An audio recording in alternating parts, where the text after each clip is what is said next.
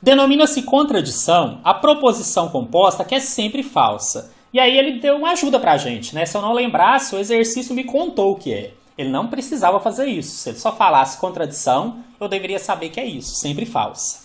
Independente do valor lógico de cada uma das proposições simples que compõem a tal proposição composta. Exatamente o que eu expliquei para vocês.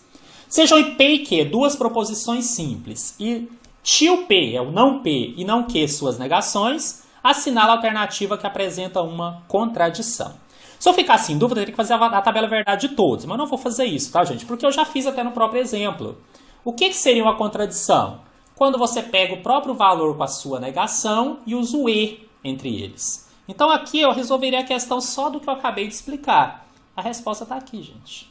Se eu pegar a negação do P e fazer o Ezinho com o P, e o E só é verdadeiro se as duas forem verdadeiras, lembra que quando uma é verdadeira, a outra é falsa. Vou fazer a tabela verdade só da letra E, tá? Só para provar, se alguém tiver dúvida. O não P, o P e o que está dizendo na letra E, que é o não P, E, P. O P pode ser verdadeiro ou falso. Quando o P é verdadeiro, a negação dele é falsa. E quando o P é falso, a negação dele é verdadeira. E o conectivo E só é verdadeiro se ambas forem verdadeiras. Então, na primeira linha, uma falsa com a verdadeira dá falso. Na segunda linha, uma verdadeira com a falsa dá falsa. Sempre falso é uma contradição. Todas as outras teriam possibilidades de verdadeiro, tá? Não vou fazer para não ficar muito longo o exercício, mas era uma questão bem fácil se você já soubesse o que isso representa e, na dúvida, soubesse fazer a tabela verdade, como eu acabei de explicar. Considere verdadeira a declaração. Se x é par, então y é ímpar. Com base na declaração, é correto concluir que se... E aí põe várias possibilidades ali. Praticamente um exercício para colocar em prática essas anotações que eu pus aqui do lado. Para ficar mais fácil, eu vou dar nome. Eu vou chamar a minha primeira afirmativa, minha primeira proposição de P, x é par, e vou chamar a segunda de Q, y é ímpar. Não é obrigatório, mas se eu quisesse colocar aqui embaixo já quais seriam as negações delas, eu poderia. Porque ali ele usa muito isso. Então, por exemplo, o não P seria o contrário. Seria x é ímpar. E o não Q significa y é par. Isso é uma das formas de resolver, tá? E aqui, gente, o exercício assume que negar o par é colocar ímpar. Não vou tentar entrar em detalhes quanto a isso, mas os concursos pensam assim. Inclusive a CES Gran Rio. Tá? Eu falei para ter uns cuidados e tal, mas isso aqui ela aceita. Agora eu tenho que julgar as afirmativas, e é praticamente as equivalências. O que ele diz ali, gente? De cara, que se x é par, então y é ímpar. X é par é P, y é ímpar é Q, ele está garantindo que P implica Q. E na letra A, o que ele está dizendo? Que se x é ímpar é o não P. Então y é par é o não Q. Posso dizer que essa sentença é equivalente à de cima? Não, porque a equivalente delas é a negação delas, mas quando eu troco de posição. Aqui eu não troquei, então isso daqui não é verdade. Por quê? Porque só é verdade aquela que eu coloquei ali, tá? Para o implica ou para o ou. O resto não é. Tá, gente? Sabe o que significa equivalência, se eu não expliquei direito? É que se eu fizer a tabela verdade do P implica Q, ou elas trocadas de posições e negadas, os resultados dão iguais. A tabela verdade fica igual, tá? Isso é ser equivalente. O resto não vai ficar. Então a letra A é falsa porque, apesar de eu ter negado, eu não inverti, não troquei. Letra B. Se x é ímpar é o não P. Então y é ímpar, que é o quê? Também não é isso que a gente tem que fazer para encontrar a equivalência da condicional. Isso também é falso. Porque eu tenho que trocar de lugar e tenho que negar. O C, y é ímpar. Y é ímpar, cadê? É o quê? Implica o x separ. X separ é o P. Isso não é verdade, eu não posso só trocar de lado. O P implica Q não é o Q implica P. É totalmente diferente. A tabela verdade é totalmente diferente. Letra D. Y é par. Cadê? Y é par. É o não Q. Implica que o x é par. X é par é o P. Quase acertou. Troquei de lado, neguei a primeira, mas não neguei a segunda. Tem que negar as duas. Então isso também é falso. Espero que seja a letra E, né? Y é par. Y é par é a negação do quê? Implica x ímpar. X ímpar é a negação do P. Olha o que eu fiz aqui, ó. Trocou de posição e negou as duas. Pronto, é exatamente o equivalente do que foi proposto. Posso marcar aqui meu gabarito e acertar a questão do concurso. Nossa resposta é a letra E. Então nós temos aqui uma questão de concurso que diz o seguinte. A negação da proposição x é positivo e y é ímpar é. E aí colocou ali as opções. Dá para fazer até sem escrever nome para elas, mas é o jeito que eu gosto de fazer. Vou chamar de proposição P, x ser positivo. E vou chamar de Q, o y ser ímpar. E ele quer negar essa proposição que tem um ezinho dentro dela. Ou seja, quer negar o P, que é o x positivo, e o Q. Nós já temos a resposta ali do lado, tá? Você já sabe o que tem que fazer, não sabem? É só negar as duas e trocar o ou pelo E. Desculpa, o E pelo ou. Pronto, a resposta é essa daqui. Agora, eu tenho que achar ela ali nas alternativas, porque era só saber a regra mesmo. Aí, para ficar mais fácil, eu vou escrever quais são as negativas dela, tá? Muito cuidado. Gente, aqui tem um peguinha que é até um pouco maldoso do concurso. Qual é a negativa de x ser positivo? Muita gente vai achar que é x ser negativo. Não é, porque existe o zero. Lembra da história do maior que zero, menor ou igual? Cuidado. A negativa do P, x ser positivo, não é x ser negativo. É x não ser positivo. Que seria ele ser negativo ou zero. Por isso eu não posso escrever. Agora, a negativa do ímpar, todo concurso aceita que é ser par. Então, esse eu posso colocar. Ou y é ser par, ou y não ser ímpar. Tanto faz. Qualquer um dos dois jeitos eu vou aceitar. Por quê? Porque ele mistura isso aqui na hora de analisar. Agora ficou fácil, tá, gente? Vamos lá. O que diz a letra A? X é negativo. X é negativo? Nem existe aqui. Então, a letra A já está errada. Porque eu não posso dizer que a negação do positivo é o negativo. Então a letra A nem tem como analisar, porque ele já sugere algo que não tem aqui. Letra B é a mesma coisa. Se ele fala que x é negativo, já não tem como acertar, não tem como considerar que isso é verdade. Tá? Então eu já vou pular também, porque já está errado. Agora aqui, x é negativo. Mesmo, fica o exercício que queria te pegar nisso daí? Insistiu. Mas foi fácil, porque se você soubesse que x ser positivo não pode ser negado pelo negativo, você já nem marcava a B e C, você já descartava. Sobraram só duas opções para a gente. Só sobrou a letra D e a letra E para analisar. Vamos analisar. Letra D. X não é positivo. Realmente. É a negação do P. E Y é par. É a negação do Q. Nossa, quase me enganou. Olha só. A negação do P e Q é negar os dois e manter o E? Não. O E tem que ser trocado pelo OU. O erro dela está aqui. Ele negou certinho os dois lados. Só que o erro está aqui. E a última. X não é positivo. É a negação do P. Ou o Y é par. É a negação do Q. Exatamente o que eu falei que seria a resposta. Tá vendo? Essa resposta, então, está na letra I. Gabarito dessa questão. Sejam P e Q proposições simples e tio P e tio Q, respectivamente, as suas negações. Notação que a gente já conhece. Os conectivos E e OU são representados por... Também colocou os símbolos para nos ajudar. Se não colocasse, a gente saberia também, porque nós já aprendemos. A negação da proposição composta não P ou Q é... Gente, facílima essa questão. Por quê? Tentou enganar a gente, porque a gente sabe que a regrinha é... Se eu tenho P ou Q e negar... É só negar as duas e trocar o OU pelo E. Só que aí, para complicar um pouquinho, ele quer a negação de uma que já tem negação. Gente, mas é só usar a frase. Então não é isso aqui, tá? Dessa vez. Vou tirar. Vou encontrar aqui. O que diz a frase quando eu tenho o ou? Eu vou negar as duas e vou trocar o ou pelo e. Agora, como é que eu nego uma negação? Já expliquei isso. Uma anula a outra. Então vira p. Troco o ou pelo e e nego a segunda também. Então, na verdade, eu só inverto. O que tinha negação eu tiro, o que não tinha eu coloco. É isso. Gente, acabou. A resposta já está ali. A resposta se encontra na letra A. Era o gabarito dessa questão. Bastava saber a regrinha mesmo. Ele diz: o silogismo é uma forma de raciocínio dedutivo.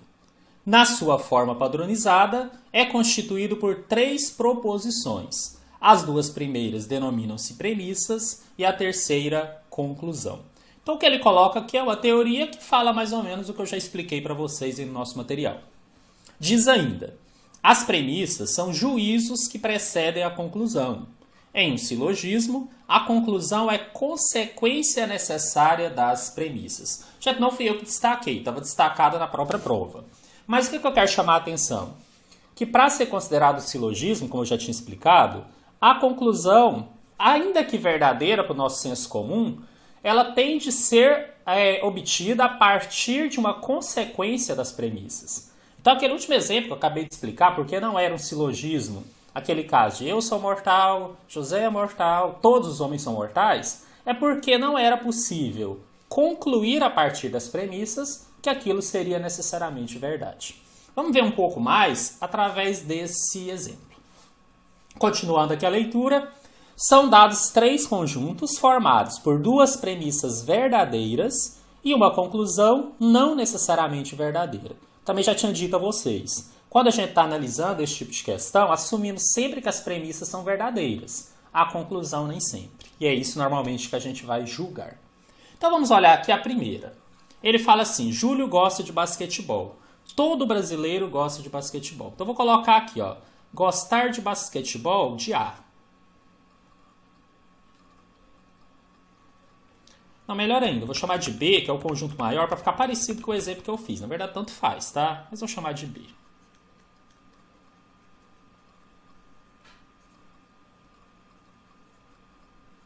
E vou chamar de A ser brasileiro, porque ele fala que todo brasileiro gosta de basquetebol. E aí, vou partir dessa segunda premissa, tá? Que tem o todo. É melhor começar sempre por aí. Por todo, por algum, nenhum. Aqueles termos que nós já estudamos. Todo brasileiro gosta de basquetebol. Uma possibilidade que eu tenho é o conjunto basquetebol estar aqui e colocar o A totalmente dentro do B. Perceba que eu estou assumindo que a segunda premissa é verdadeira. E esse desenho representa isso. Todo brasileiro, que é o A, gosta de basquetebol, que é o B. Agora, é a única possibilidade? Não. Cuidado. Tem essa aqui também. Tranquilo? Agora eu vou voltar para a primeira premissa, que é uma premissa menor, mais restrita. Então, às vezes ele inverte essa ordem, tá? Como eu falei, a dica é, comece sempre por aquele que tem todo, algum, nenhum, é melhor. Olha só, ele fala que Júlio gosta de basquetebol, então necessariamente ele tem que estar dentro do B. Estar dentro do B garante que está dentro do A? Não. Ele poderia estar aqui ou poderia estar aqui fora. Ele vai continuar gostando de basquetebol, mas não necessariamente ele é brasileiro. E na segunda possibilidade? Na segunda possibilidade, sim. Se eu tivesse garantias de que a forma que está sendo usada é a segunda, aí sim poderia dizer automaticamente que ele está dentro dos dois. Mas enquanto eu não tenho mais informações, eu assumo que as duas são possíveis. E olha só a conclusão que ele tira. Júlio é brasileiro. Se houver pelo menos uma opção onde isso pode não ser verdade, é suficiente para eu dizer que essa conclusão não pode ser tirada. E nós temos isso? Temos aqui ele, ó. Ele poderia estar aqui. Dentro do B, gostar de basquetebol e não necessariamente ser brasileiro. Tranquilo isso? Então a primeira não serve. A primeira não é considerada uma conclusão verdadeira. Vamos à segunda. Paulo é brasileiro. Alguns brasileiros gostam de voleibol. Paulo gosta de voleibol. Já dei a dica. Por qual que eu vou começar a analisar? por esse alguns. E vou usar a mesma lógica aqui, só que agora o B vai ser gostar de voleibol.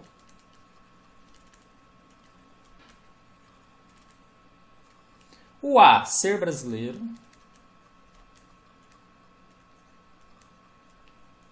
E a conclusão a gente vê depois. Esse alguns brasileiros gostam de voleibol, quer dizer que algum A é B. Nós temos 3 possibilidades. Vou tentar desenhar as 3 aqui, vai ficar meio espremido. Ou seja, algum gosta, então eles devem ter elementos comuns. Tem que ter pelo menos um elemento comum. Essa é a lógica do algum A é B. Outra possibilidade, o A estar totalmente dentro do B.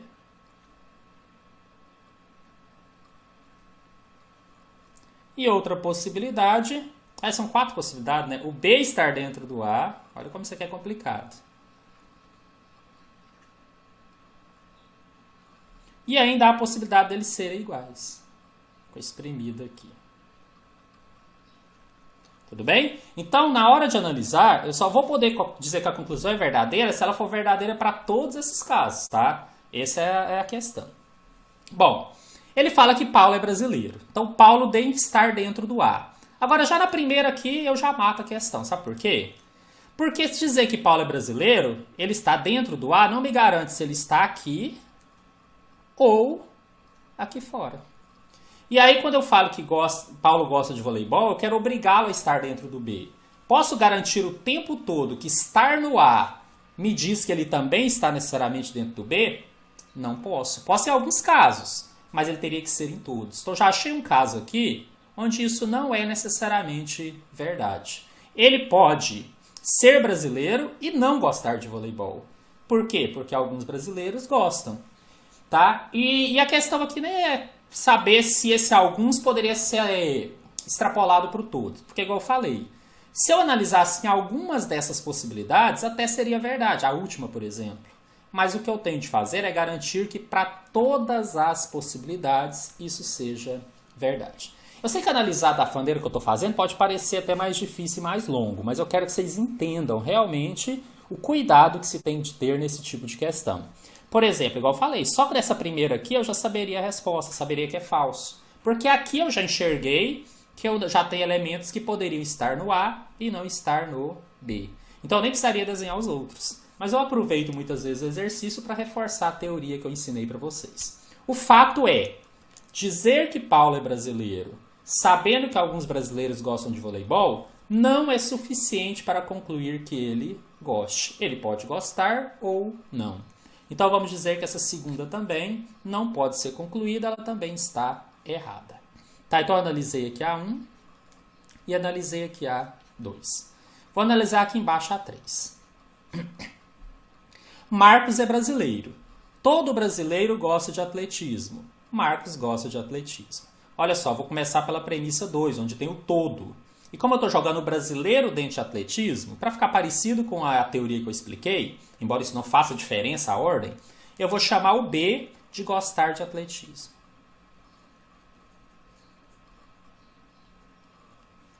O A é ser brasileiro. E eu quero concluir se Marcos gosta de atletismo. Então vamos lá. Ele fala que todo brasileiro gosta de atletismo. Então ele fala que eu tenho o conjunto B, que é gostar de atletismo, e o A tem de estar com elementos, todos os elementos têm que estar também dentro do B. Então eu tenho duas possibilidades, essa ou eles serem iguais. Aí quando ele fala, Marcos é brasileiro, ele está dentro do conjunto A. Ele necessariamente tem de estar aqui, se for o primeiro caso, e necessariamente aqui, se for o segundo caso. Agora, eu vou verificar se a conclusão pode ser garantida para todas as possibilidades. Marcos gosta de atletismo. Gostar de atletismo é o B. Posso garantir que, que Marcos está dentro do B? Olha os dois desenhos. Sim. Tanto no primeiro caso, quanto no segundo, o Marcos, que é esse asterisco aqui, está necessariamente dentro do B, está correto.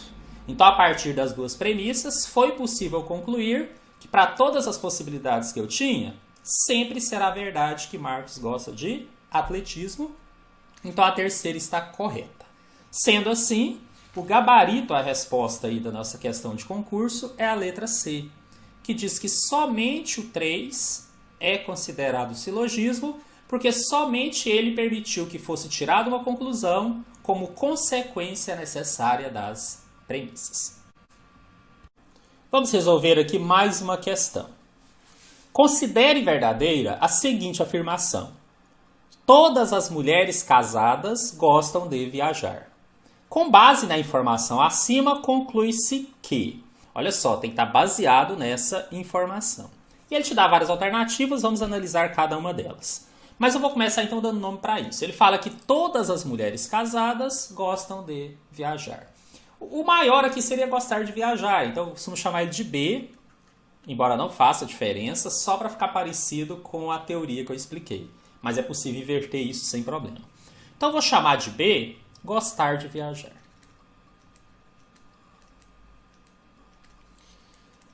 E vou chamar de A, ser uma mulher casada.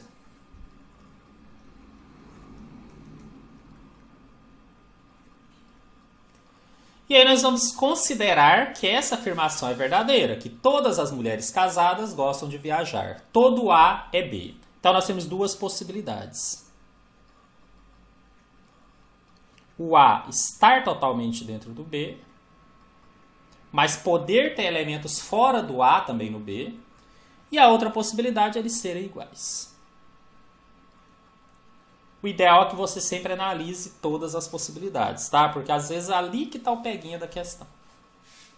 Agora, se você preferia fazer toda a análise só para o primeiro, e se for possível deduzir nem fazer o segundo, também é válido, fica mais rápido o exercício.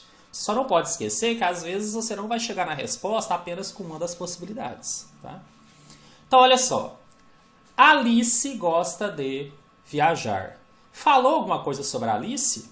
Nada. Eu sei se a Alice é casada ou não? Não sei. Então eu posso tirar a conclusão a partir do que eu falei sobre a Alice? Não. Nem sei quem é a Alice aqui. Então a primeira não pode ser. Segunda. Se uma mulher é solteira, então gosta de viajar. Então isso aqui tem até um se, então, mas eu nem preciso ir muito por esse lado. Falou alguma coisa sobre mulheres solteiras? Bom, vamos imaginar que só tem duas possibilidades, ser casada e ser solteira. Então, essa opção ser solteira não cruzaria com o A. Mas ela poderia, por exemplo, estar assim. Fazer pontilhado. Se eu criasse um conjunto aqui, ser solteira.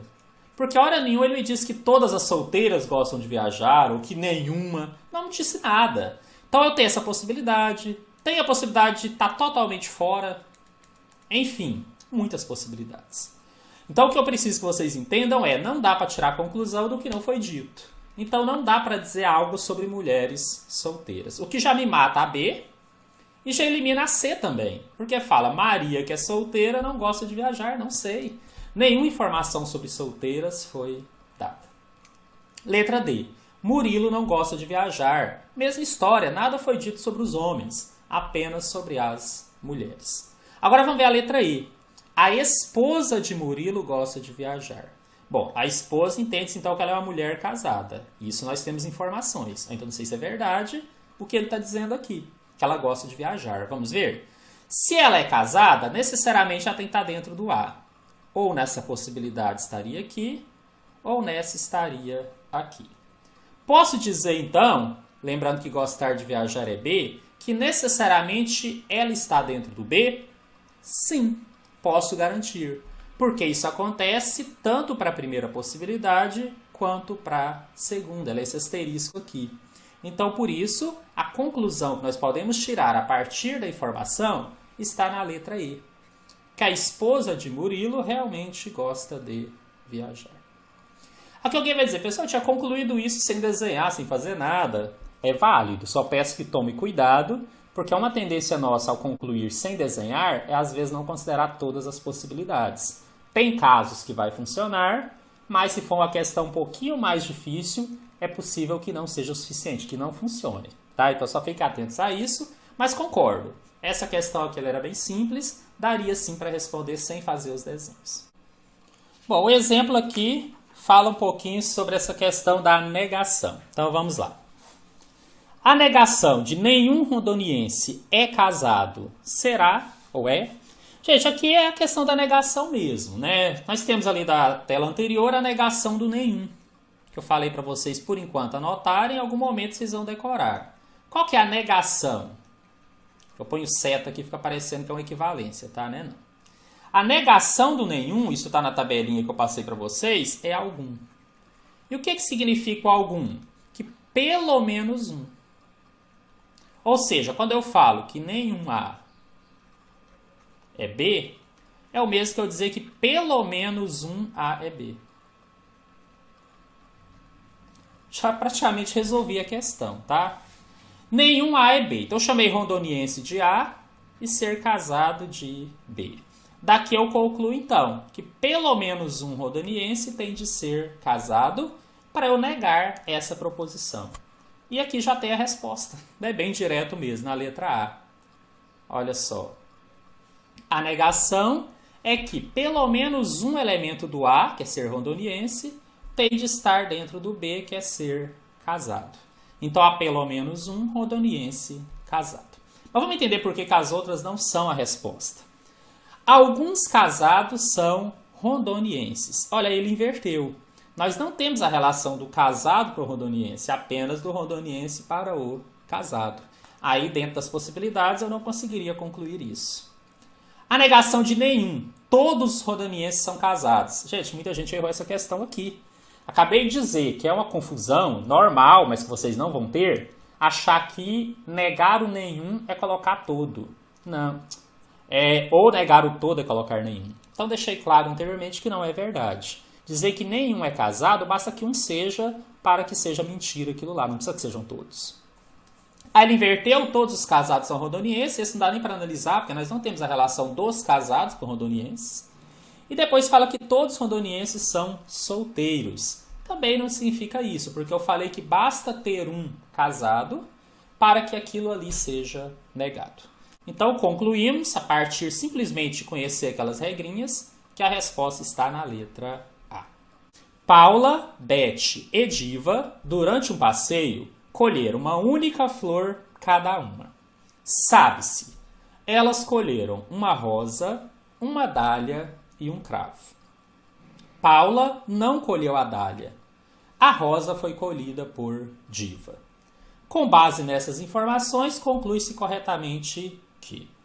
Bom, uma das formas de montar isso daqui é através de tabela. Então eu vou colocar aqui na tabela primeiro as possibilidades das pessoas. Então eu tenho aqui a Paula, tenho a Beth e a Diva. Por outro lado, eu tenho possibilidades que até então não descartei. As flores que elas colheram. Existe a rosa,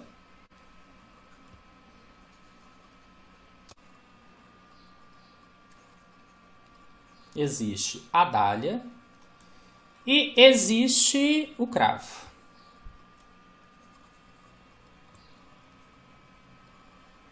Esse interrelacionamento pode ser feito através dessa tabela. No primeiro momento, eu assumo que qualquer coisa seria possível, ou seja, Paula pode ter colhido a rosa, a dália e o cravo.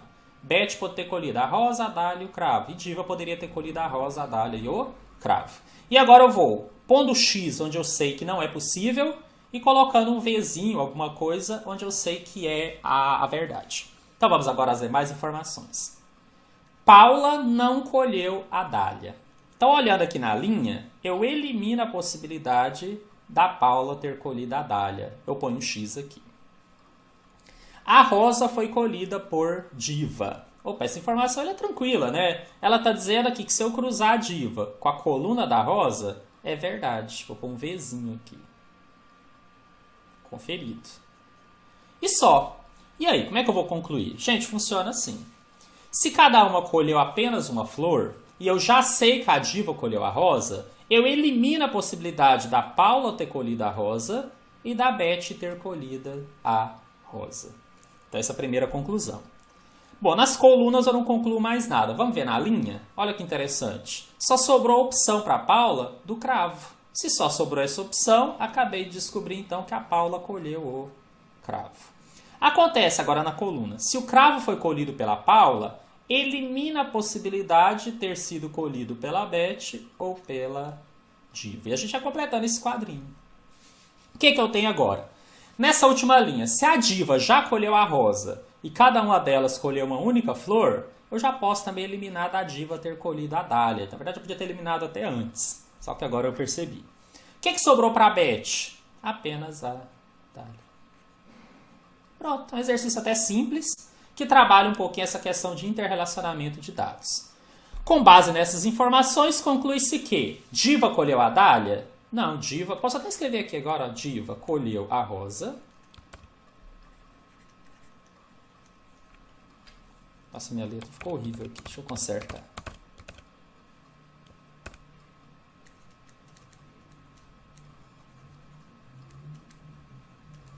Já sei que Beth colheu a dália.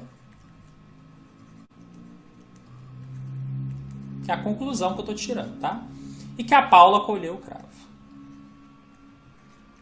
Só tem que procurar agora onde está dizendo alguma dessas coisas, ou mais de uma. O que diz a letra A? Que Diva colheu a dália. Não é verdade. Que Beth colheu a rosa. Não, Beth colheu a dália, está errado. Que Beth colheu o cravo. Está errado. Paula colheu a dália. Não, ela colheu o cravo. E aí chegamos na resposta, a letra E. Realmente, Paula colheu o cravo. Esse era o gabarito da questão. Considere as seguintes informações. Hoje é dia 25 de fevereiro. Segunda informação. Este ano é bissexto. Pergunta. Quantos dias já se passaram esse ano? Bom, imagino que todos vocês entendam que é um ano bissexto. É aquele ano onde nós temos o 29 de fevereiro. Então, em um ano bissexto, só para explicar, nós temos um dia a mais. 29 de fevereiro. Que influência isso traz dentro do ano? Que qualquer data posterior a 29 de fevereiro é adiada em um dia. Ou que se eu contasse quantos dias tem em uma data posterior a 29 de fevereiro, dela para o início do ano, ser bissexto faria diferença. Porque sempre teria um dia a mais do que se ele não fosse bissexto. Então esse é um detalhe. Mas ele influencia o quê? Tudo que está depois dele. Ele fala que hoje é 25 de fevereiro. O que significa isso? Que até anterior ao 29, vamos dizer até o dia 28, ser bissexto ou não interfere em nada naquele ano em si.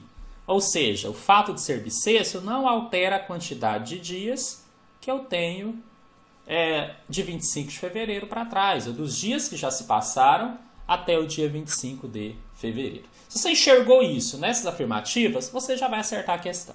Então vamos ler agora as opções. Considerando as duas informações e essa pergunta, quantos dias se passaram, o que nós podemos afirmar? Que a primeira informação sozinha é suficiente para responder corretamente à pesquisa. Sim, acabei de dizer que ser bissexto ou não interfere na quantidade de dias que nós temos até o dia 25 de fevereiro, porque ele está antes do 29 de fevereiro. Se ele tivesse depois, isso faria diferença. Então, só de saber que é 25 de fevereiro, eu já posso responder quantos dias se passaram. Porque, como eu disse, independente de ser bissexto ou não, isso não interferiria. Mas ele ainda diz outra coisa. Então, isso aqui é verdade. Ele fala que a segunda é insuficiente. Se eu chegasse para vocês e falasse assim, gente, esse ano é bissexto. Quantos dias se passaram? Como que eu vou responder? Eu não sei que dia é hoje. Ou seja, só saber que é bissexto jamais me permitiria dizer quantos dias se passaram. Então, realmente, a segunda informação é insuficiente para eu responder quantos dias se passaram. Também é verdade. E ele fala que as duas coisas têm que acontecer. Verdade e verdade. Então, isso aqui é verdade. A resposta já está na letra A. Pessoal, mas aí tudo vai dar certo? Não. Olha só o que diz a letra B. Fala que a segunda informação sozinha é suficiente para responder a pergunta. Acabei de dizer que não é. Se eu só chegar e disser, olha, hoje este ano é bissexto, quantos dias se passaram? Não faço a menor ideia. Então já está errado. Ó. Ela sozinha não é suficiente. O que diz a letra C? As duas informações em conjunto são suficientes para responder a pergunta. Como eu disse, nem precisei da segunda, mas de certa forma sim. Se eu tenho as duas informações, eu consigo responder a pergunta. Mas ele fala que cada uma delas sozinha é insuficiente. Mentira. A primeira sozinha é suficiente. Exatamente por ser anterior a 29 de fevereiro. Então tá falso. Cada uma das informações sozinhas é suficiente para responder a pergunta. Gente, a primeira é. Até escrever aqui. A segunda não, já concluímos isso. Então, por isso, está errada a letra D. E a letra E fala que as duas em conjunto são insuficientes para responder? Não. Se eu tenho as duas informações, é claro que eu consigo responder. Eu nem precisaria da segunda. Enfim, já tínhamos concluído, só fechamos aqui a análise, que a nossa resposta, o gabarito, está na letra A. Mais um exemplo. Z é mais velho que Y, mas tem a mesma idade de X. X é mais novo que W. Desse modo, e aí nós temos que tirar conclusões. Eu vou mostrar como que eu resolvi, tá? Eu achei que ficou bem simples assim. Eu criei aqui uma relação do mais novo para o mais velho. E fui encaixando aqui as informações, deixando sempre um espaço entre um e outro, que talvez eu precisasse depois colocar coisas ali no meio. Tá? Então eu fiz assim. Z é mais velho que Y. Então eu tenho que colocar o Y mais embaixo e o Z mais em cima. Deixei um espaço aí. Tá, então aqui, ó, pela minha seta, né, Z está mais velho que Y. Mas tem a mesma idade de X. Quem tem a mesma idade de X? Gente, interpretação, isso aqui é português, tá? Z é mais velho que Y, mas tem a mesma idade de X. Quem tem a mesma idade de Y ou Z? O Z. Então ele está dizendo primeiro que ele é mais velho que Y e depois dizendo que ele tem a mesma idade de X. Então eu vou colocar aqui, ó, na mesma linha. Z igual a X, pensando nisso ser idade. Além disso, ele fala que X é mais novo que W. Então, se a minha seta está para cima em relação à idade, o W tem que estar mais acima aqui nessa relação. Acima do X. Pronto. Só isso. Desse modo, vamos analisar cada proposição. Lembrando que aqui o mais velho de todos é o W. Depois vem o Z e o X, que tem a mesma idade. E o mais novo é o Y. Letra A. W é mais novo que Y? Não, W é bem mais velho. Bem eu sei, né? Mas é mais velho que Y. Está mais acima aqui na minha relação. Então, W é mais velho. Está errado isso daqui. Com um X que aparecendo que é da questão. Tá? Então, estou eliminando a primeira. W é mais velho que Y. W é mais velho que Y. Correto. Então, a letra B já está correta. Já vou marcar aqui. Gente, agora, algumas dicas, né, de concurso. Acho que vocês já sabem disso. Isso aqui é o meu rascunho, a minha prova. Eu não estou passando para o gabarito ainda, não. Por quê? Porque vai que eu marquei aqui, tem outra resposta que, de certa forma, torna incoerente. É bom analisar todas, eu gosto. Né? Então, isso aqui ainda é um rascunho. Depois que eu tiver certeza que eu vou pensar em marcar lá na folha de resposta o gabarito, que não pode ter rasura. Tá? Fiquem espertos com isso. Letra C. Z é mais velho que W. Não, se Z está abaixo dele aqui, Z é mais novo que W. Então, está errada a letra C. Letra D. X é mais novo do que Y. Também não. Se ele está mais acima, ele é mais velho do que o Y. E depois ele fala que Y e W têm a mesma idade. Também não. W é mais velho do que todos e o Y é o mais novo de todos. Então, só para confirmar, porque na verdade a gente já tinha encontrado a resposta que está na letra B. Marcelo é avô paterno de Marcílio. Marcílio é filho de Marcos. Marcos é avô paterno de Mário. Com respeito a essas informações, é possível garantir que... Eu vou destacar o garantir, gente, por quê? Porque às vezes, uma das alternativas até pode ser verdade. Mas eu só vou dizer que é a resposta da questão se ela for verdade para todas as possibilidades que eu tenho. Lembra um pouquinho aqueles desenhos que eu fiz do todo, nenhum. Não vou resolver por aquilo lá, não. Mas só para usar a mesma lógica. Nós não podemos nos limitar a apenas uma possibilidade quando houver outras possíveis. Tá? Então, esse cuidado nós vamos ter. Agora, o que ele afirmar com certeza, esse eu sei que aquela possibilidade é única. Por exemplo, quando ele fala que Marcelo é avô paterno de Marcílio. Então, se eu puser aqui avô, Marcelo, e o neto seria o Marcílio. Só que aí se eu criar isso aqui como referência, para escrever avô e neto, eu tenho que ter cuidado depois com o que eu vou dizer. O que mais? Ele fala que Marcílio é filho de Marcos. Então, nessa relação aqui, pensando de cima para baixo, o pai seria o Marcos.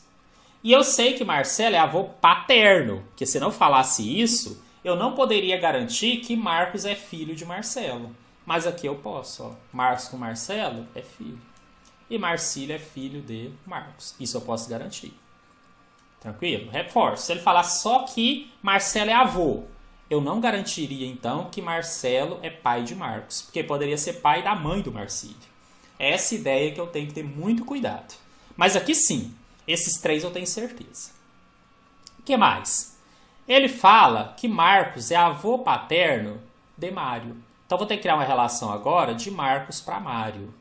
Como é que eu faço aqui?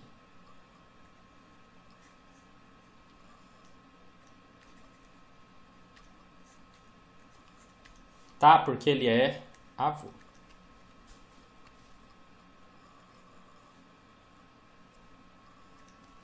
Aí ele quer concluir algumas coisas.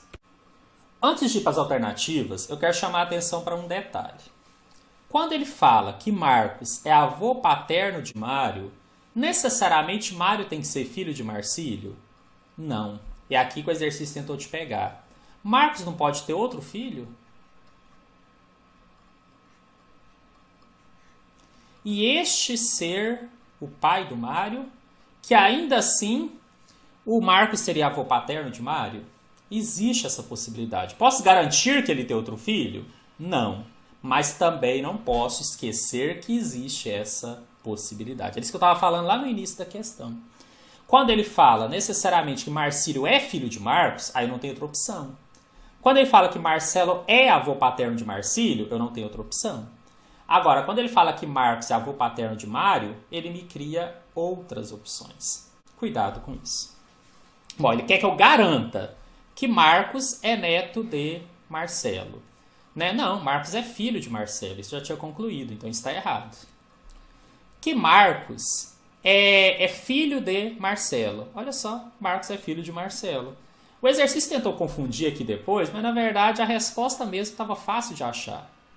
Marcos realmente é filho de Marcelo, tá aqui. Marcílio é irmão de Mário? Não, Marcílio pode ser pai e pode ser tio, né? Dependendo daquela segunda situação. Mário é filho de Marcílio? Aqui muita gente errou nessa. Achou que o fato de Marcos ser pai de Marcílio e avô de Mário obrigaria Marcílio a ser pai de Mário. Acabei de explicar. Ele pode ser? Pode, mas ele pode ser tio também, que continuaria sendo verdade as afirmativas anteriores. Então eu não posso garantir, embora fosse uma possibilidade. E finalmente, Mário não é filho de Marcílio, também não posso garantir isso. Acabei de falar, ele pode ser filho de Marcílio ou pode ser sobrinho de Marcílio. Então, embora fosse possível, não dá para garantir que isso seja verdade. A única coisa que eu posso garantir aqui é que Marcos é filho de Marcelo. Só porque falou que Marcelo é avô paterno de Marcílio. O segredo estava aqui. Resposta, gabarito, letra B. Mais um exemplo. Em uma gaveta, há 6 lenços brancos, 8 azuis e 9 vermelhos. Lenços são retirados ao acaso de dentro dessa gaveta. Quantos lenços, no mínimo, devem ser retirados para que se possa garantir que dentre os lenços retirados haja um de cada cor? Bom, vamos analisar isso com calma. Ele fala que eu tenho 6 lenços brancos, 8 azuis e 9 vermelhos. Eu quero garantir que eu consiga tirar e tenha pelo menos um de cada cor.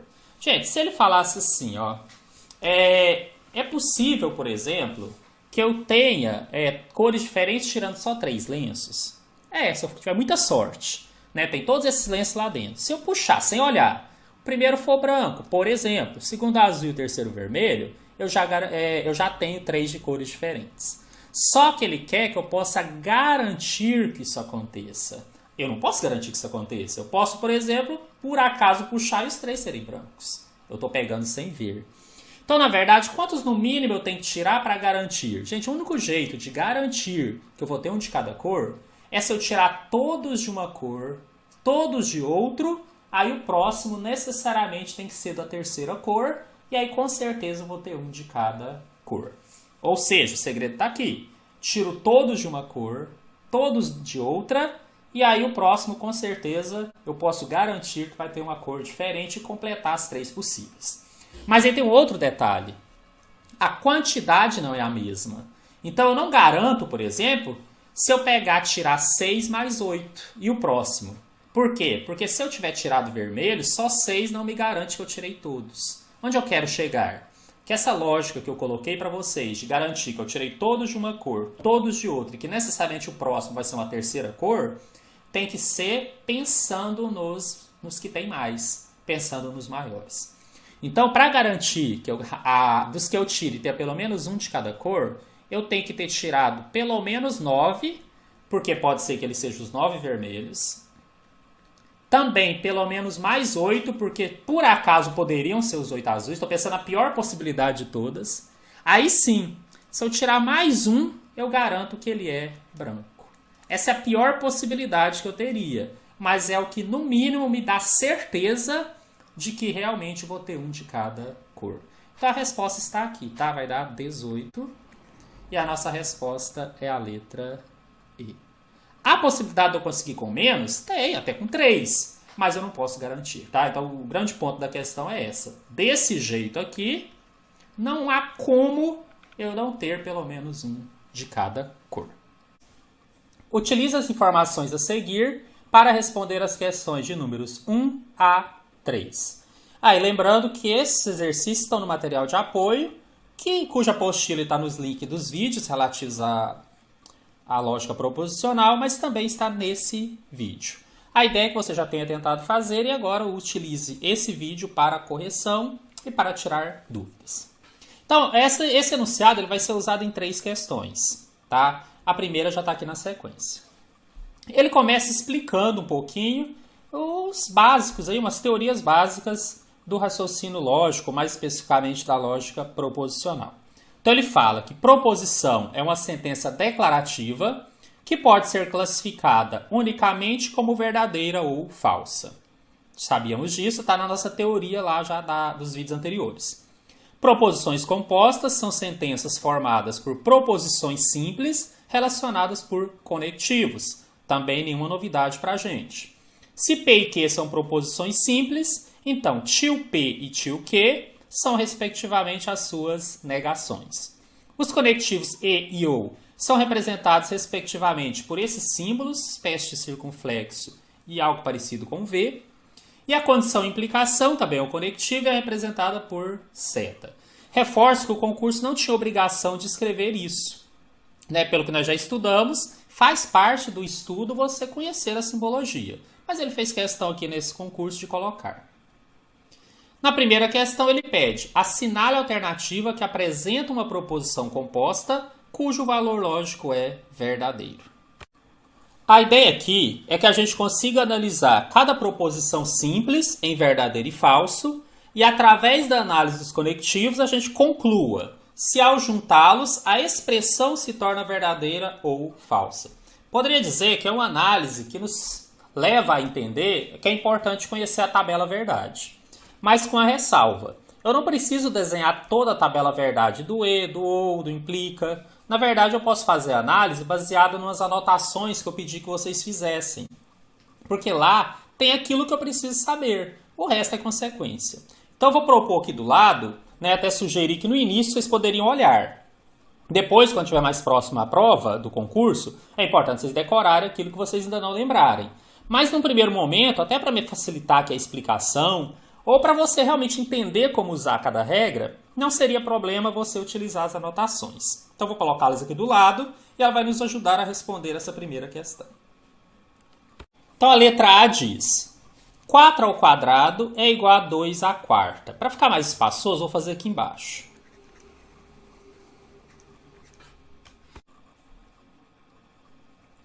Vamos pensar, quanto que é 4 ao quadrado? 4 ao quadrado é 4 vezes 4, que dá 16. E quanto que é 2 à quarta? 2 à quarta é 2 vezes 2 vezes 2 vezes 2. 2 vezes 2, 4 vezes 2, 8 vezes 2, 16. Então ele está dizendo que 16 é igual a 16. Isto é verdade. Aí ele colocou aqui o E. E a segunda. Menos 3 ao quadrado igual a menos 9. Gente, muito cuidado, que é um erro que muita gente comete em matemática. Quando você tem a potência e o sinal negativo está dentro do parênteses e o expoente é par, ele se torna positivo.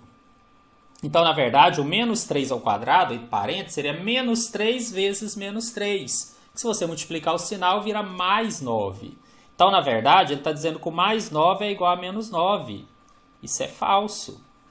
Né? Então, aqui embaixo, já que eu estou julgando a letra a primeira parte, 4 ao quadrado igual a 2 à quarta, é verdadeira. Mas o menos 3 ao quadrado não é igual a menos 9. Isso é falso. Mas aí, não significa ainda que é falso. Vamos olhar. O que é a regra do E? Está aqui em cima. Somente verdadeiros se todos forem verdadeiros. Então, aqui eu tenho um verdadeiro e um falso. O resultado é falso. Portanto, a letra A não é a resposta desta questão. Vamos analisar a nossa letra B. Só para verificar aqui o que aconteceria com ela, para ter certeza se ela no final vai ser verdadeira ou falsa. Então ele fala aqui, né, letra B.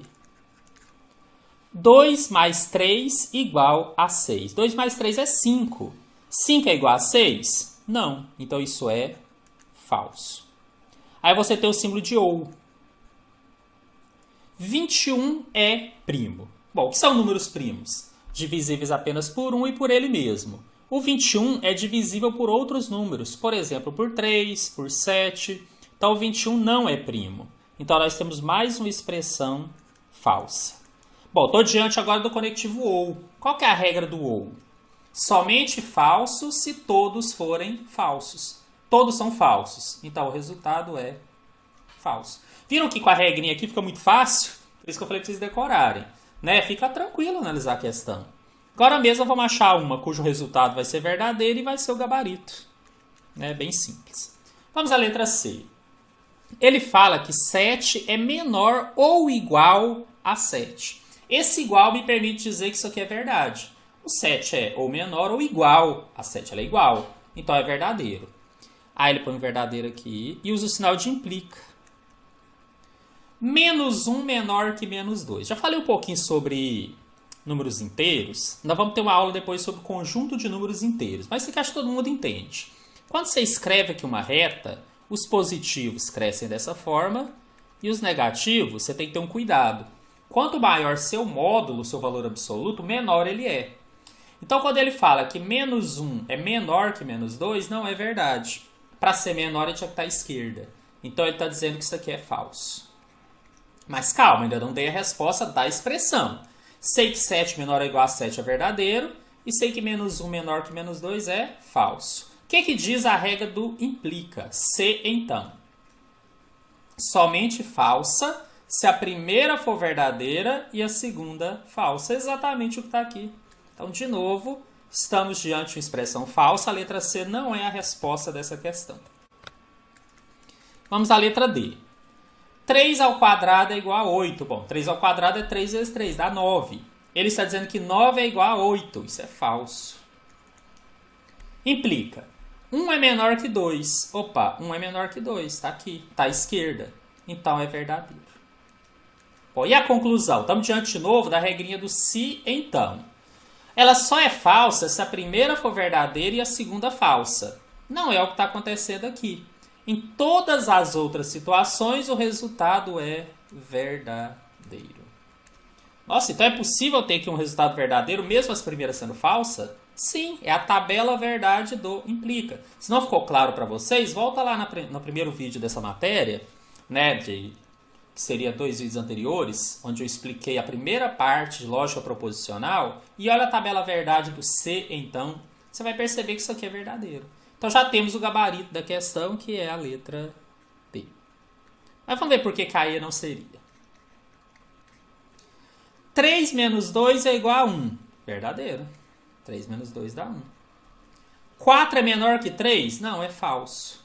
E o que diz a regra do se, então, que é o implica? Que é falsa se a primeira for verdadeira e a segunda falsa. Exatamente isso aqui. Então, confirmamos, o gabarito da primeira questão é a letra D. Bom, como aquele enunciado era comum para as questões de 1 a 3, para ficar mais claro para vocês, eu repeti o enunciado todo aqui. Mas não vou ler ele todo de novo, não. Ele só estava explicando o que era a proposição, né, a simbologia utilizada, nós já até sabíamos. Vamos direto à resolução da questão número 2. Aqui ele fala que a negação do P implica não que será. Gente, de novo, vocês têm algumas anotações, por enquanto podem consultar, depois vocês vão decorar as que vocês acharem mais importantes. O fato é, se você souber a regrinha, você vai matar essa questão aqui em menos de 1 minuto. E eu vou então colocar do lado aqui de novo, parte daquela anotação que nós fizemos, que era a parte da negação. Olha só como vai ficar moleza fazer a questão agora. Eu quero fazer a negação do implica. Olha, aqui nessa parte de baixo nós temos a negação do e, do ou e do implica, que é o se então. O que está dizendo essa regrinha aqui embaixo? Basta você negar o segundo e trocar a setinha, que é o implica, pelo e. Então, olha só, eu tenho isso daqui. Eu vou seguir ao pé da letra a regra, tá? Ele falou para negar o segundo, então o primeiro continua. Como é que eu nego uma negação? Também já estudamos isso. Negar a negação, um vai anular o outro. Mas eu vou fazer isso daqui a pouco. E ele mandou trocar esse símbolo de implica, que é a setinha, pelo e, que é para baixo. Ou seja, P, E, aí uma negação anula a outra, sobra o que. Essa já é a resposta. Então, nosso gabarito aqui dessa questão se encontra na letra E. Falei para vocês que dava menos de 1 minuto. Deu até bem menos que isso. Basicamente, você conhecer a regra. E o contrário, né? Quem não conhecia a regra, provavelmente não conseguiria resolver essa questão. Imagina você ficar montando tabelas verdades para saber o que é equivalente ou não, negar tudo. Seria inviável. Pela regrinha fica muito, muito fácil mesmo. E ainda a partir daquele enunciado, temos a questão número 3. Assinale a alternativa que apresenta uma proposição logicamente equivalente a não P implica que. Mesma história. Se você decorou aquelas regrinhas que eu falei que eram importantes, as suas anotações que valiam ouro, você vai matar essa questão também em menos de 1 minuto. Vou projetar aqui do lado para mostrar qual das regras eu vou usar. O que nós queremos aqui é uma proposição equivalente ao implica. Né? Nós temos aqui a primeira regrinha, é o equivalente, e a segunda também. Só que a primeira ele troca e mantém o símbolo de implica. A segunda ele troca pelo ou. Olhando as alternativas aqui, ele quer que você ache um equivalente também por implicação, também pelo se então. Então a primeira regrinha que eu vou usar aqui. O que ele fala? Eu decorei isso, tá? É só trocar de posição e negar as duas. Pronto, se eu sei disso, eu resolvo a questão de uma maneira muito fácil. Então, trocar de posição. Onde era P vira Q. Onde era não P vira Q. E onde era Q viraria não P. Só que além de trocar de posição, eu tenho que negar as duas. Então, eu ponho um não aqui e um não aqui. Que já tinha o não da própria expressão. Então ficou que não que implica. Aí a negação dupla, um não anula o outro, fica assim. Na verdade é só inverter, né, gente? Troquei de posição e troquei também a questão de ser negação ou não. Então o que veio primeiro, só que ele tem que ser negado. E o não P veio depois, que ser negado virou P. Só tomar esse cuidado. Mas ao pé da letra o que eu fiz foi só seguir a regra. Troquei de posição e neguei as duas. E essa alternativa já está aqui. A nossa resposta também já é o gabarito, é a letra D. Então o que eles queriam aqui nessa questão era só que você soubesse as regrinhas. Questão número 4. Se Marcos levanta cedo, então Júlia não perde a hora. É possível sempre garantir que... Aí letra A, vou ler algumas só. Se Marcos não levanta cedo, então Júlia perde a hora. Se Marcos não levanta cedo, então Júlia não perde a hora. E assim por diante. O que ele quer aqui que você tinha que enxergar? Ele quer que você encontre de novo uma proposição equivalente àquela que tinha sido proposta. Eu acho mais fácil se colocar por letras. Não é obrigatório, mas eu costumo fazer. Então eu vou chamar de P a primeira expressão. Marcos levanta cedo.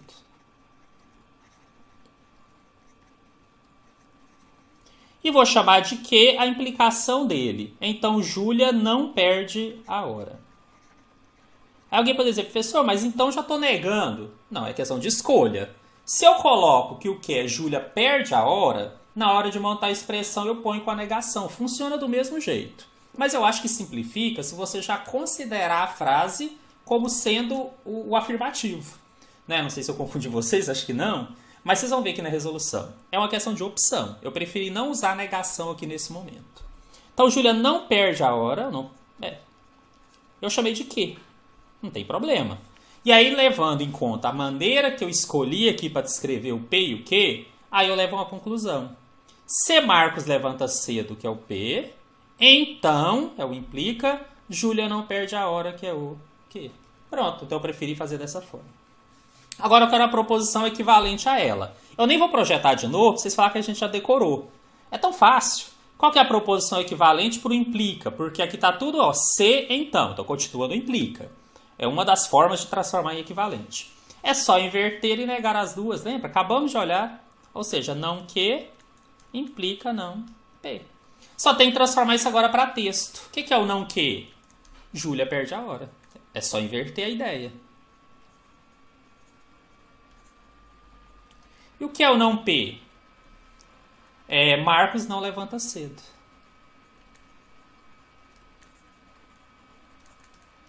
Agora é só procurar nas alternativas o não P implicando o não P. Ou seja, se Júlia perde a hora, então Marcos não levanta cedo. Eu já achei aqui, ó, a letra D. Se Júlia perde a hora, então Marcos não levantou cedo. Gente, o tempo verbal aqui não importa, tá? É importante é só a sequência mesmo. Então aqui a gente já conseguiu, né, encontrar qual era a proposição equivalente aqui, né, a equivalência desse se então, que é mais uma vez aquela regrinha que nós tínhamos usado agora há pouco. Dava para concluir sem escrever P e Q, mas acredito que dessa forma fica mais tranquilo. Na verdade, você só tinha que saber. Se você quer uma proposição equivalente, você troca as duas de lugar e nega as duas. Essa é uma das equivalentes do se então, e os concursos adoram isso. Bom, questão número 5, ela lembra bastante a anterior, também vai falar de equivalência, então eu vou fazer uma proposta para vocês aí.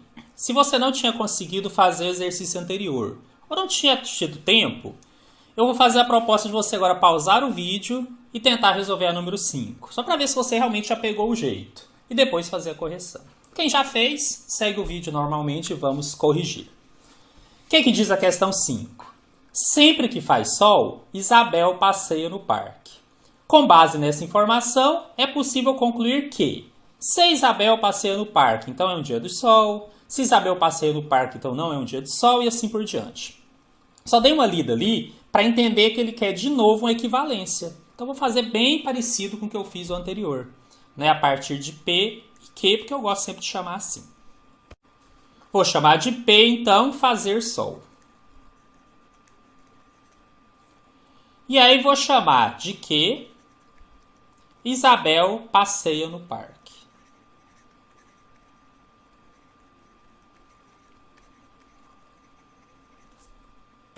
Bom, mas qual é o conectivo que vai ligar aqui essas duas proposições simples? Gente, aí eu vou chamar a atenção também para o nosso material, que quando eu ensinei o se então, que é o condicional, eu fiz questão de escrever algumas outras formas que ele poderia aparecer.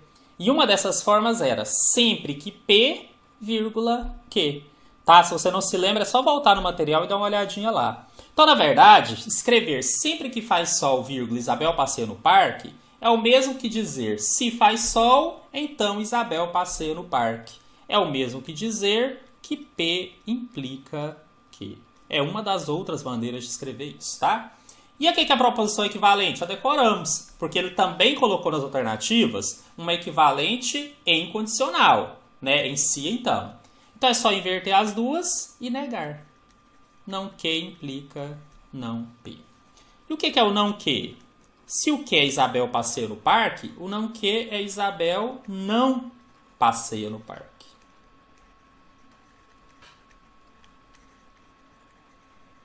E o não P é não fazer sol. Pode vir com um texto um pouquinho diferente, tá? Língua portuguesa aí, a gente vai adaptar. Mas a ideia é não fazer sol, pode estar com outras palavras, mas dizendo isso que também vale. Então eu só tenho que garantir que se Isabel não passeia no parque, não fez sol. Já arrumar a língua portuguesa, né? Senão fica estranho. Então lá, Isabel passeia no parque. Não, não é essa. Porque eu tinha que inverter, Isabel não passeia. Letra B, também não é, Isabel passeia. Vamos ver a letra C. Isabel não passeia no parque, não que, implica que não é um dia de sol, que é o mesmo que não fazer sol. É exatamente a resposta do exercício. Na letra D, não está fazendo sol, então colocou o não P primeiro. Não é a resposta. A letra E também colocou o não P primeiro, não fazer sol. Quando a gente faz a equivalência, a gente tem que trocar eles de lugar. E inverter, claro, né? Então, na verdade, a resposta já estava aqui. Resposta letra C. O que vocês vão perceber de todos que eu corrigi até agora? Se souber as regras, você resolve com facilidade e são questões bem rápidas. Ou seja, é uma questão que você provavelmente nem vai perder tempo no concurso se você estiver bem preparado em relação a isso. Temos agora na questão 6 algo um pouco diferente. Como eu tinha comentado com vocês, o raciocínio lógico ele é bem amplo. E quando a banca falou proposicional, ele limitou um pouco. Mas também não é só conhecer conectivo, não é só conhecer proposições. Tem a questão do silogismo, das deduções. Então eu trouxe aqui um exercício que caiu no concurso IBGE 2010, que está relacionado a você verificar a relação que há entre as proposições, né? A partir de duas frases. Ele citou aqui que em uma sala de aula havia no quadro as informações a seguir. Primeira, hoje é segunda-feira. Segunda, depois de amanhã será quarta-feira. Nesse quadro há duas frases que levam à seguinte conclusão. Ele fala que a primeira informação condiciona a segunda, mas a segunda não condiciona a primeira. Bom, vamos ter um cuidado aqui. O que é condicionar? É que se uma for falsa, a outra passa a ser falsa também. É uma maneira de pensar. E se for verdadeira, a outra passa a ser verdadeira. Então, olha só. A primeira informação condiciona a segunda. Hoje ser segunda-feira condiciona depois de amanhã ser quarta? Com certeza. Porque se hoje não fosse segunda, depois de amanhã não seria quarta. Então, eu posso dizer que a primeira condiciona a segunda. Agora, e o contrário? Se eu disser depois de amanhã será quarta-feira e deduzir que hoje é segunda, posso dizer que estão condicionados? Também. Porque se depois de amanhã não fosse quarta-feira, hoje não poderia ser segunda, né? Não teria sentido. Então, a verdade é que a segunda também condiciona a primeira. Isso acontece ao mesmo tempo. Essa análise praticamente me permite responder a questão. Por que a letra A está errada? Porque ele falou que a primeira condiciona a segunda, mas alegou que a segunda não condiciona a primeira. E ela, na verdade, condiciona. Então, não é a resposta. Letra B. A segunda informação condiciona a primeira, mas a primeira não condiciona a segunda. É errada da mesma forma, de acordo com a análise que nós já fizemos. Letra C. As duas informações podem ser verdadeiras simultaneamente, mas nenhuma delas condiciona a outra. É errado também, elas se condicionam. As duas informações são equivalentes, ou seja, cada uma condiciona a outra. Essa é a resposta. E letra E, as duas informações são contraditórias. Elas não podem ser verdadeiras simultaneamente. Claro que podem e devem. Hoje ser segunda-feira, já me deduz que depois de amanhã, obrigatoriamente, seja quarta-feira. Portanto, o gabarito aqui está na letra D. Bom, vamos entrar agora numa sequência de questões em que eu classifiquei como outros casos de raciocínio lógico, porque eles não usam exatamente aquelas teorias que tinham sido desenvolvidas, mas eles trabalham a questão de verificar se você consegue enxergar coisas, que seria um raciocínio lógico um pouco mais clássico. Então vamos lá só para treinar um pouquinho isso daí. Caso a banca resolva cobrar, vocês estarão preparados. Em uma urna, há 3 bolas pretas e 2 bolas brancas. As bolas pretas estão numeradas de 1 a 3. Entre as bolas brancas, uma tem o número 2 e outra o número 4, como ilustrado na figura abaixo. É correto afirmar que, retirando-se da urna uma única bola, e aí tem as alternativas. Esse é um exercício que eu não vou calcular nada antes. Eu vou simplesmente verificar se as afirmativas podem estar corretas ou não. Bem direto. Vamos à letra A. A quantidade de bola preta... se eu tirar uma única bola, tá? Essa é a condição. Vou escrever aqui. O que diz a letra A? que a quantidade de bolas pretas ficará igual a de bolas brancas. Isso é possível? É. Se eu tirasse, por exemplo, aqui o número 1, a quantidade de bolas pretas ficaria igual a de bolas brancas. O problema é, eu só posso marcar como verdadeira se eu puder garantir que isso esteja acontecendo. E esse é o grande ponto aqui dessa parte da matéria. Você entender que não é o fato de ser possível, é o fato de você poder ter certeza que não há outra forma, que ela sempre seria verdadeira. Tudo bem, se eu tirasse uma bola preta, realmente, a quantidade de pretas ficaria igual a de brancas. Mas eu tenho como garantir que eu vou tirar uma bola preta? Não. E se eu tirasse uma branca?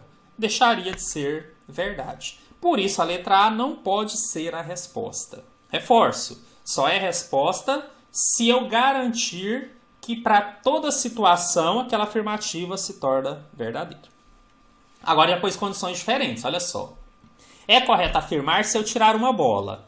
E se a bola for branca, agora já está te dizendo que é branca, a quantidade de bolas pretas ficará igual a de brancas. Não, se eu tirar uma branca, vou ter 3 pretas e uma branca. Então isso é falso. A letra B também está errada. Eu vou eliminando elas aqui, tá? A não é, a B não é. E a C? Se essa bola for preta, não sei qual, a quantidade de bolas com número par ficará igual a de bolas com número ímpar. Não, também não.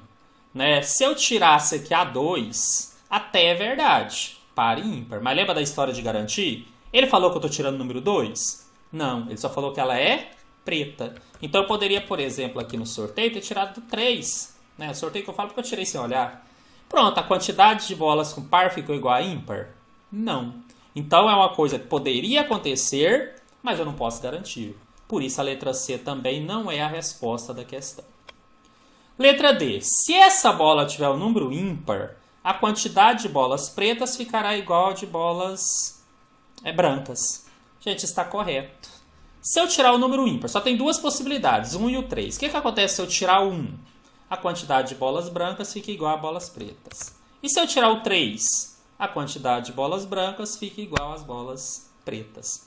Ou seja, a letra D é verdade. Por quê?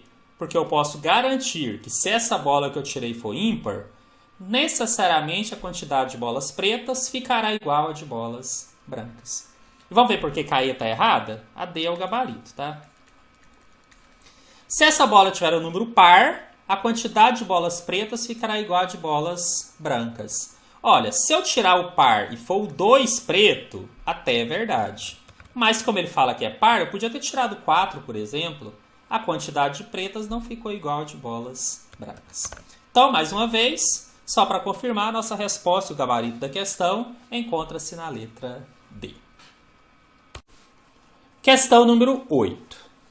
Os funcionários de uma firma estão na fila do refeitório. O 16º funcionário ocupa o lugar central da fila. Quantos funcionários estão nessa fila? É uma questão fácil, mas se você não estiver atento, você erra. Por quê? Você tem uma fila, então você tem algumas pessoas aqui antes, tem a pessoa que está no meio e tem algumas pessoas depois aqui, que eu não sei quantas são ainda. Só que ele fala, quem está aqui no meio é o 16º funcionário. O que significa? Que eu tenho que ter 15 antes dele e que eu tenho que ter 15 depois. E aí os mais apressados vão achar, bom, então nessa fila tem 30. Peraí, mas e ele? Ele é uma pessoa. É só o detalhe que você tem que olhar aqui, o cuidado. Então eu tenho 15 pessoas, tenho ele e tenho mais 15. Por isso ele está na posição central. Quantas que eu tenho ao todo? 31. Só, mas era simples assim? Era. O objetivo aqui era bem simples assim mesmo. Não seja, para esse concurso cairia questões desse jeito. Porque ele não se encaixa 100% na ideia de lógica proposicional. Mas, como eu falei, eu queria um curso completo. De repente eles acham que é um raciocínio que envolve matemática como um todo e cai e fica difícil depois a gente questionar. Então coloquei, mesmo sendo simples, mesmo não trazendo aquelas regrinhas de lógica proposicional que nós já estudamos, mas que de repente vai ajudá-los aí a desenvolver esse raciocínio, que às vezes é um detalhezinho que aparece que faz a gente errar. No caso de vocês, que vai fazer vocês acertarem a questão. Questão 9, esse do concurso do Banco do Brasil 2012. Quando a gente vê que é Banco do Brasil, a gente fica até um pouquinho mais atento, não é isso? Então vamos lá. Um grupo de 40 pessoas, homens e mulheres, está reunido em uma sala. Todos têm mais de 30 e menos de 50 anos. Alguns homens têm menos de 40 anos e algumas mulheres mais de 35 anos. Considere que a idade de cada pessoa seja representada por um número inteiro, anos completados até a presente data. Desse modo, afirma-se que nesse grupo há. Vou fazer como no anterior, né? Eu vou tentar julgar as afirmativas, verificar se elas podem ser verdadeiras ou não em qualquer situação. Esse é o grande segredo. A pergunta não é se é possível, a pergunta é, posso garantir isso? Essa é a lógica. Mas antes só vou anotar aqui essa faixa que eles falam. Como ele fala que tem mais de 30, então a primeira idade que deveria aparecer é 31. E quando ele fala que tem menos de 50, a maior idade que poderia aparecer seria 49. E já vou chamar a atenção para essa faixa aqui. E eu nem separei homens e mulheres, porque eu não tenho informação suficiente para isso. Eu não tenho ideia de quantos homens e quantas mulheres. Não fala que é metade, não cria uma relação. Só queria chamar a atenção para saber quantas idades nós temos aqui. Nós temos 19 idades possíveis. Como é que eu sei disso, gente? Cuidado. Se eu subtrair 49 menos 31, vai dar 18. Mas quando eu faço isso, aí eu excluo 31. Então, quando você quer incluir tanto o de baixo quanto o de cima, você subtrai e soma 1. É só uma das maneiras de pensar, tá? Então, vai dar 19. Se contar nos dedos, vai lá. 31, 32, 33, você vai perceber que são 19 idades possíveis. Bom, o que ele está falando?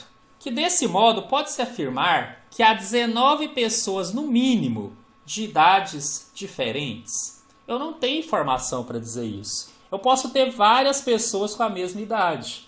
Basta que eu tenha alguns homens com menos de 40, e aí eu poderia ter vários com, por exemplo, 39. Não teria problema. E eu não posso garantir que 19 tem idades diferentes. Né? Pode acontecer? Pode. Mas não tem como eu garantir. Porque eu não tenho informação suficiente para saber se eu tenho várias pessoas com idades iguais. O exercício não proíbe isso. Letra B. Um homem pelo menos de 45. Gente, impossível dizer isso. Como eu falei, nós temos aqui simplesmente a faixa. Eu sei que tem alguns homens com menos de 40 e algumas mulheres com mais de 35. Isso aqui só apareceu para confundir, tá? Já vou adiantar vocês. Por quê? Alguns homens terem mais de 40 não me garante que necessariamente um tem que ter 45. Porque eu posso ter um monte com 41. Não me proíbe. Tá? Entendam isso. A ideia aqui é não extrapolar. Você só pode julgar aquilo que você tem garantia dentro da questão. Letra C, pelo mesmo motivo. Posso garantir que alguma mulher tem 39 anos? Não posso. Hora nenhuma eu tenho argumentos ou fundamentos para concluir isso.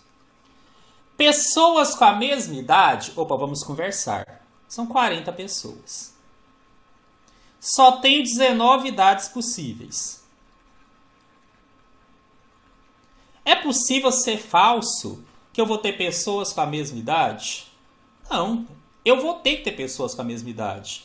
Por quê? Porque eu tenho 40 pessoas e só 19 idades. Então, com certeza, eu vou ter pessoas com a mesma idade. Não importa se são homens ou mulheres. Então, essa letra D, eu posso afirmar com certeza que acontecerá. E na letra E, ele fala que eu posso garantir que um homem e uma mulher necessariamente têm idades iguais. Não posso, eu sei que tem pessoas com idades iguais. Como eu não separei quantidade de homens e mulheres, eu posso ter pouquíssimas mulheres e elas não terem a mesma idade, por exemplo, que qualquer um desses homens. Então a resposta aqui, na verdade, era na simplicidade, né? Era exatamente você entender que grande parte dessas informações te complicaram, mas que você não poderia usá-las para concluir praticamente coisa alguma. A única conclusão possível aqui é que se eu tenho 40 pessoas e são só 19 idades possíveis dentro da faixa que foi dita, obrigatoriamente algumas têm de ter idades iguais. Número 10. Também do Banco do Brasil, só que agora de 2014. Observe essa adição. U mais EU igual a UI. Sendo E e U dois algarismos não nulos, então eles não podem ser zero, e distintos. Então vamos destacar isso daqui. Ele quer a soma E mais U. Na verdade, essa soma E mais U é só para você não fazer por tentativa. Embora a gente vai acabar fazendo. mas não tentar pela resposta. Então nós vamos fazer tentativas porque é a melhor maneira de resolver essa questão. Eu sei que eles são algarismos, então o algarismo teria que ser 0, 1, 2, 3, 4, 5, 6, 7, 8 e 9. Vamos supor que isso aqui seria o U.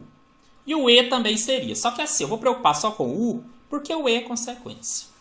Bom, gente, então eu poderia imaginar aqui fazer por tentativa. Só que eu não vou tentar todos. Eu vou eliminar aqueles que eu sei que já são impossíveis para agilizar a questão. Olha só, tanto o E quanto o U são não nulos, não podem ser 0. Então já descartei o 0. O que mais que eu vou observar? Agora é a lógica. Tá vendo aqui que U mais U mais U tem que dar E, e do outro lado o E tem que se transformar em U? Qual a única forma desse valor aqui ficar diferente desse numa soma? Se houver aqui um valor que veio do anterior. Sabe quando você leva um algarismo? Então você tem que acrescentar alguma coisa aqui ao E para ele virar U. E como é que eu acrescento alguma coisa ao E? Se a hora que eu somar isso daqui, esse valor ficar maior que 9. Porque se ficasse menor que 9, eu não levaria nada para o lado esquerdo e esses dois termos seriam iguais. E eles têm de ser distintos. Isso ficou claro para vocês. Vou fazer um exemplo aqui só de cabeça para vocês entenderem. Por que eu nem testaria o 1? Porque 1 mais 1 mais 1 dá 3. Não leva um valor para o outro lado. E obrigatoriamente tem que levar. Então só interessa se aqui for maior que 9. Então aqui eu já mato um monte de possibilidades. O 1 não serve porque 1 mais 1 mais 1 dá 3. O 2 não serve porque o 2 mais 2 mais 2 dá 6. O 3 não serve porque 3 mais 3 mais 3 dá 9. Então, na verdade, eu ia tentar só esses aqui.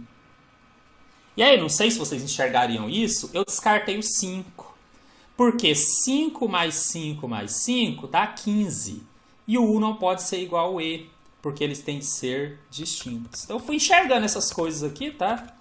Para tornar mais rápido. Então, na prática, era só testar esses outros aqui. Vou mostrar para vocês. Imagina, então, que o U fosse 4. O que aconteceria? Seria 4 mais 4 mais 4. Tá aí tudo bem. 4 mais 4, 8, mais 4, 12, vai 1. Aí o E é o mesmo que deu aqui embaixo, tá vendo? Então tinha que ser o 2. Aí 1 mais 2 deu 3. Não bateu, porque o U teria que aparecer aqui e aqui. Então, o 4 não é. Gente, não é demorado fazer isso não, tá? Por isso que eu fiz por esse método. Se o U fosse 6, aí seria 6 mais 6 mais 6. 3 vezes 6 é 18, vai 1. Aí isso aqui é 8, o E tá aqui, não tá? Eu repito ele aqui. 8 mais 1 dá 9. Esse número tem que bater com esse. Não deu, então também não é 6. Estou rabiscando aqui. Se fosse o 7, 7 mais 7 mais 7, 3 vezes 7 dá 21, vai 2. Aí esse valor eu tenho que repetir aqui. E a soma tem que bater com o que estava aqui. Acho que vocês já pegaram o jeito, né? O 7 não é. Vamos tentar o 8. 8 mais 8 mais 8. 3 vezes 8 dá 24, então vai 2. Esse valor é o que eu coloco aqui. E 4 mais 2 dá 6. Esse tinha que bater com esse, que é o próprio U, que aparece nos dois lugares. Também não é o 8. Espero que seja o 9. O 9 daria 9 mais 9 mais 9. 3 vezes 9, 27. Vai 2. Esse valor eu repito aqui. E 2 mais 7 dá 9, que bateu com esse daqui. Ou seja, o U será 9. E o E? O E está aqui. O E será 7. Eu fiz por tentativa, mas eu fui direcionando por lógica, né, aqueles que eu sabia que não tinha sentido, para ganhar tempo. E acabei me limitando a algumas tentativas apenas. Para ser bem honesto para vocês, não sei por que razão, eu também já tinha enxergado que o U tem que ser maior que o E. Por quê? Porque quando eu somasse alguma coisa ao E aqui na última coluna, tinha que dar o U. Então o E tinha que ser menor. Por algum motivo eu comecei do 9, tá? Quando eu fui gabaritar a questão. Então eu dei muita sorte, porque eu matei de primeira. Mas como eu não esperava, e nem todo mundo iria fazer isso, agora eu estou resolvendo com vocês de novo. Eu estou fazendo realmente as tentativas.